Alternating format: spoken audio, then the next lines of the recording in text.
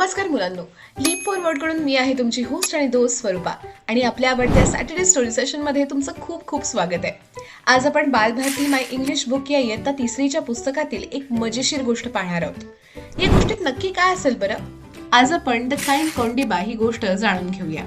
Kind Kondiba म्हणजेच दयाळू Kondiba. Once upon a time, a kind king was riding through a small village on his horse. एकेकाळी एक दयाळू राजा आपल्या घोड्यावरून एका लहान गावातून प्रवास करत होता. The village was peaceful and green.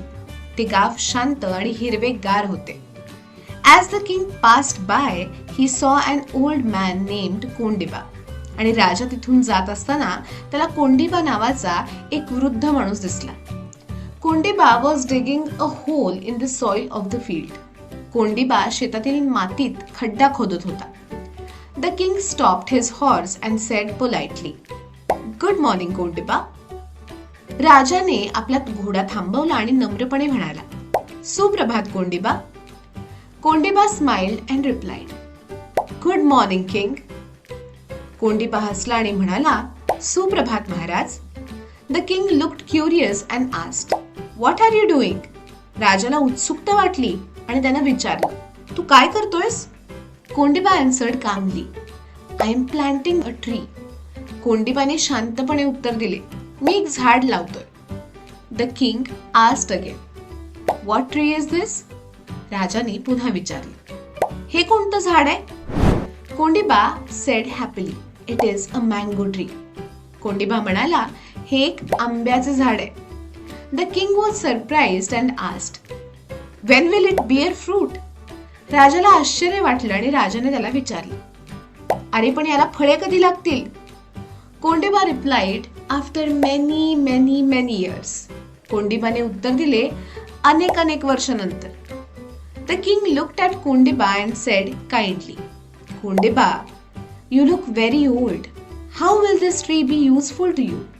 राजाने कोंडिबाकडे पाहिले आणि तो प्रेमाने म्हणाला, "कोंडिबा, तू तर खूप वृद्ध दिसत आहेस. मग हे झाड तुझ्यासाठी कसे उपयुक्त ठरेल?" Kondiba smiled and said wisely, "O king, I am not planting this tree for myself. After many years, other people will come here. They will sit in the shade of this tree and eat sweet mangoes." Kondiba हसून हुशारीने म्हणाला, "महाराज, हे झाड काही मी माझ्यासाठी लावत नाहीये. अनेक वर्षानंतर दुसरे लोक सुद्धा इथे येतील. ते या झाडाच्या सावलीत बसून गोड आंबे खातील." The king was very impressed. He said, "Kondiba, you are such a kind man. You have taught me a lesson today. Now I will also work for others." राजा खूप प्रभावित होऊन म्हणाला, "कोंडिबा, तू खूप दयाळू माणूस आहेस. तू आज मला एक शिकवण दिली आहेस. आता मी सुद्धा इतरांसाठी काम करेन." The king rode away with a happy heart, thinking about Kondiba's kind words. कोंडिबाच्या प्रेमळ शब्दांचा विचार करत राजा प्रसन्न मनाने पुढे निघून गेला.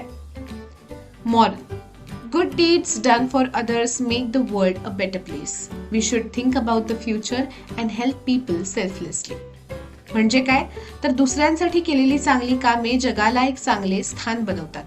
आपण भविष्याचा विचार केला पाहिजे आणि निस्वार्थपणे लोकांना मदत केली पाहिजे. तर मुलांनो, आजची गोष्ट तुम्हाला आवडली ना? आता आपण या गोष्टीमधील काही कठीण शब्दांचे अर्थ बघूया. पहिला आहे काइंड. काइंड म्हणजे दयाळू. पुढे आहे विलेज म्हणजे गाव. नंतर आहे पीसफुल म्हणजे शांत.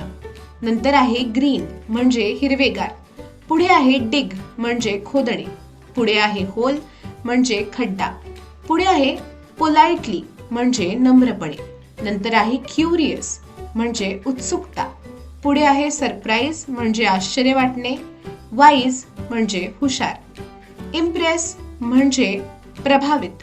टॉट म्हणजे शिकवले. सेल्फलेस म्हणजे निस्वार्थ. तर मुलांनो, कशी वाटली तुम्हाला गोष्ट? मजा आली ना? आता वेळ आहे की ह्याच्यावर आधारित ऍक्टिव्हिटी सोडवण्याची. पहिली ऍक्टिव्हिटी आहे choose the correct answer. First question is who was riding through the village? And the right answer is a kind king.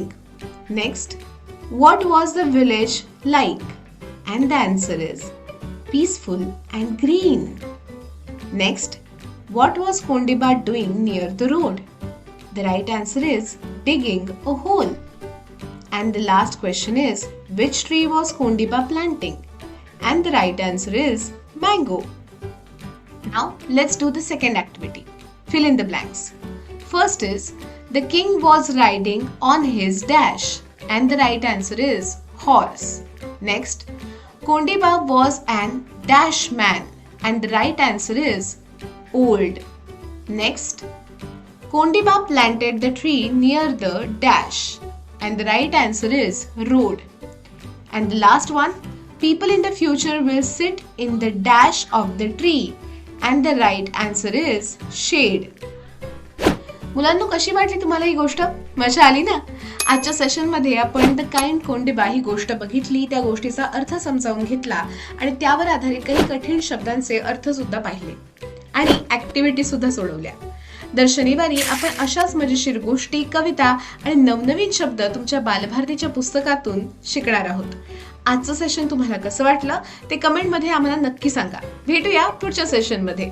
तोपर्यंत हसत राहा, खेळत राहा, अभ्यास करत राहा आणि पाहत राहा तुमचं आवडतं लाडकं सॅटर्डे स्टोरी सेशन.